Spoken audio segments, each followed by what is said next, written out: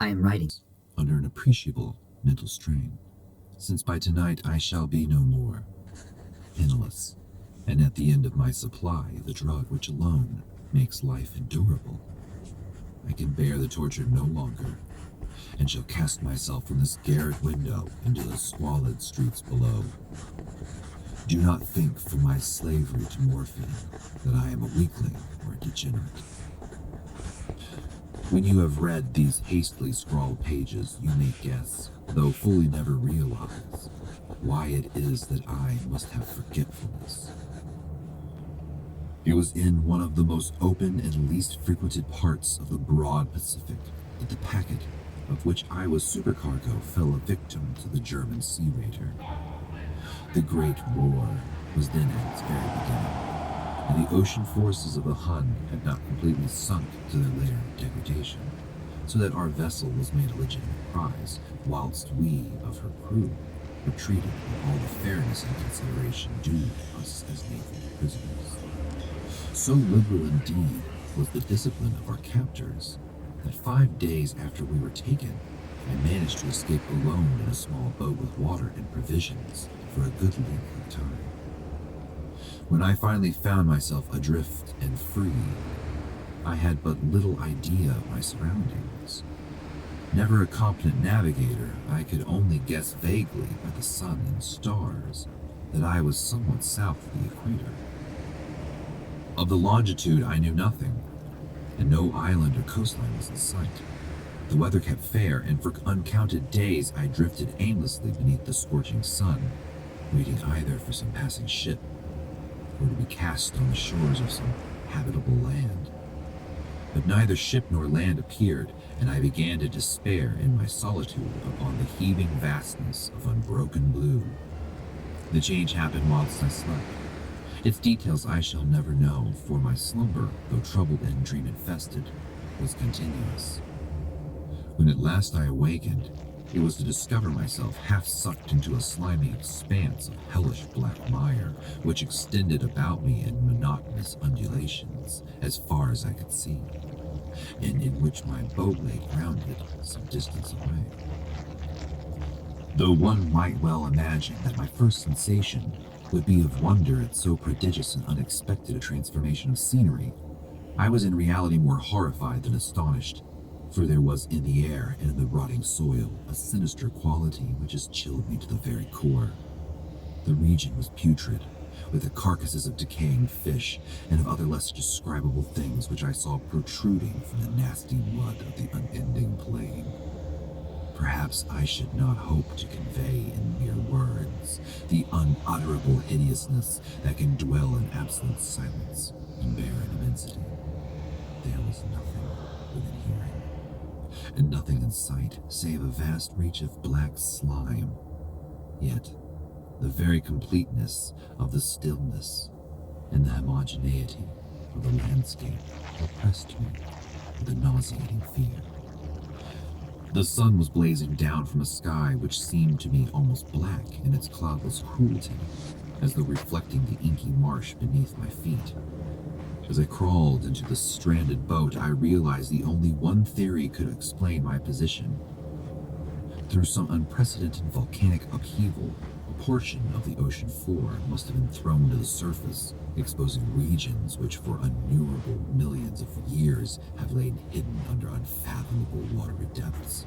So great was the extent of the new land which had risen beneath me that I could not detect the faintest noise of the surging ocean, strain my ears as I might, nor were there any seafowl to prey upon the dead things. For several hours I sat thinking or brooding in the boat, which lay upon its side, and afforded a slight shade as the sun moved across the heavens. As the day progressed, the ground lost some of its stickiness, and seemed likely to dry sufficiently for traveling purposes in a short time.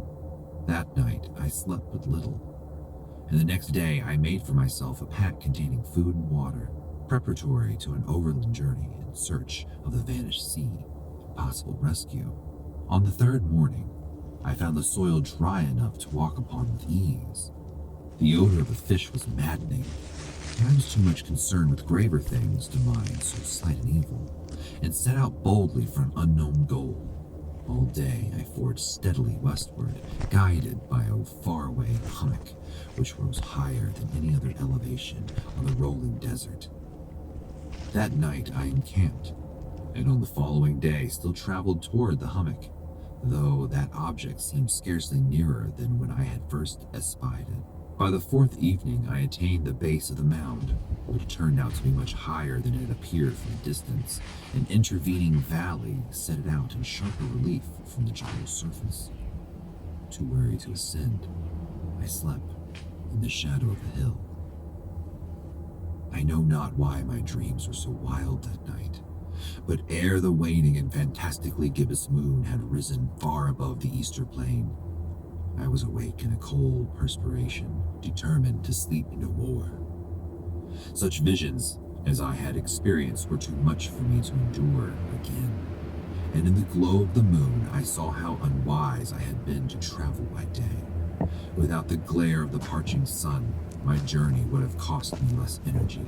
Indeed, I now felt quite able to perform the ascent, which had deterred me at sunset. Picking up my pack, I started for the crest of the eminence. I have said that the unbroken monotony of the rolling plain was a source of vague horror to me, but I think my horror was greater when I gained the summit of the mound and looked down the other side into an immeasurable pit or canyon, whose black recesses the moon had not yet soared high enough to illumine. I felt myself on the edge of the world, peering over the rim into a fathomless chaos of eternal night. Through my terror ran curious reminiscences of paradise lost and Satan's hideous climb through the unfashioned realms of darkness. As the moon climbed higher in the sky, I began to see that the slopes of the valley were not quite so perpendicular as I had imagined. Ledges and outcroppings of rock afforded fairly easy footholds for a descent, whilst after a drop of a few hundred feet, the declivity became more gradual. Urged on by an impulse which I cannot definitely analyze, I scrambled with difficulty down the rocks and stood on the gentler slope beneath, gazing into the Stygian deeps, where no light had yet penetrated. All at once my attention was captured by a vast and singular object on the opposite slope, which rose steeply about 100 yards ahead of me, an object that gleamed whitely in the newly bestowed rays of the ascending moon. That it was merely a gigantic piece of stone, I soon assured myself, but I was conscious of a distinct impression that its contour and position were not altogether the work of nature. A close scrutiny filled me with sensations I cannot express, for despite its enormous magnitude and its position in an abyss which had yawned at the bottom of the sea since the world was young, I perceived beyond a doubt that the strange object was a well-shaped monolith whose massive bulk had known the workmanship and perhaps the worship of living, thinking creatures. Dazed and frightened, yet not without a certain thrill of the scientist or archaeologist's delight, I examined my surroundings more closely.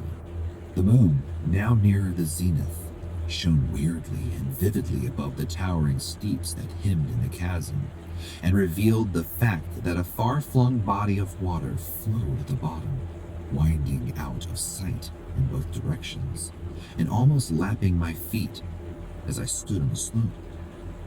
Across the chasm, the wavelets washed the base of the Cyclopean monolith, on whose surface I can now trace both inscriptions and crude sculptures. The writing was in a system of hieroglyphics unknown to me, and unlike anything I had ever seen in books, consisting for the most part of conventionalized aquatic symbols such as fishes, eels, octopi, crustaceans, mollusks, and whales and the like.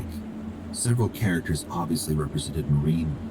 The writing was in a system of hieroglyphics unknown to me, and unlike anything I had ever seen in books, consisting for the most part of conventionalized aquatic symbols, such as fishes, eels, octopi, crustaceans, mollusks, whales, and the like.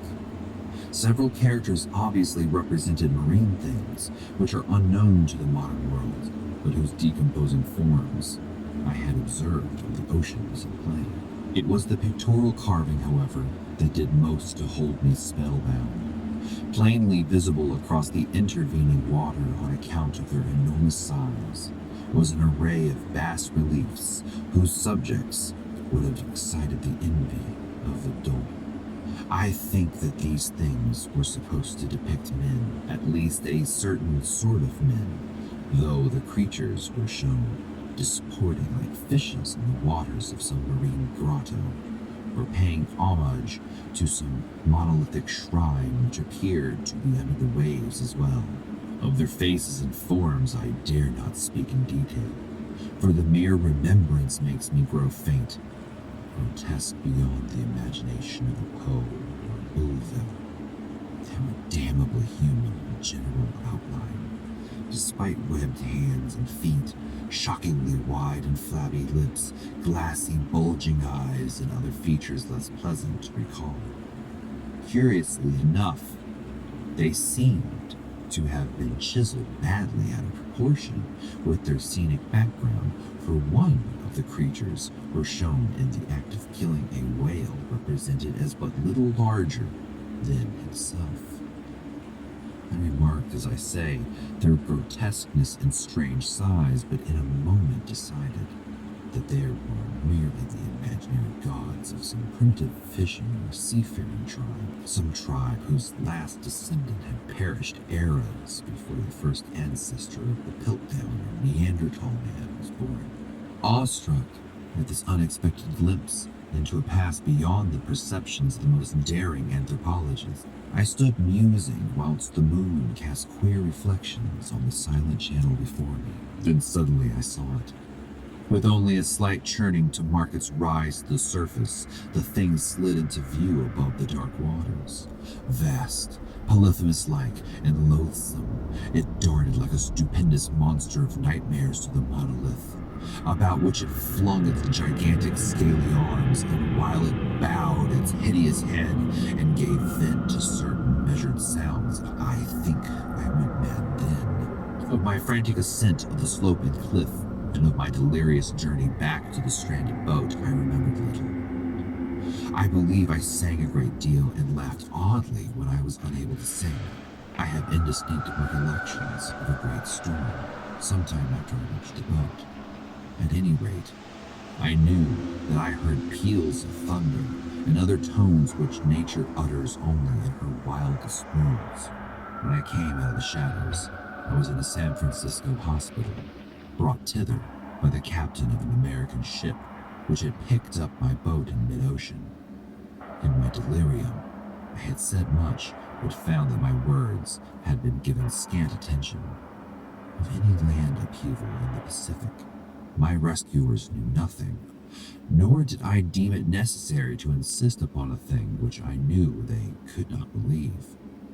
Once I sought out a celebrated ethnologist and amused him with peculiar questions regarding the ancient Philistine legend of Dagon, the fish god. But soon perceiving that he was hopelessly conventional, I did not press my inquiries. It is at night, especially when the moon is gibbous and waning, that I see the thing. I tried morphine, but the drug has given only transient surcease, and has drawn me into its clutches as a hopeless slave. So now I am, to end it all, having written a full account for the information or the contemptuous amusement of my fellow men.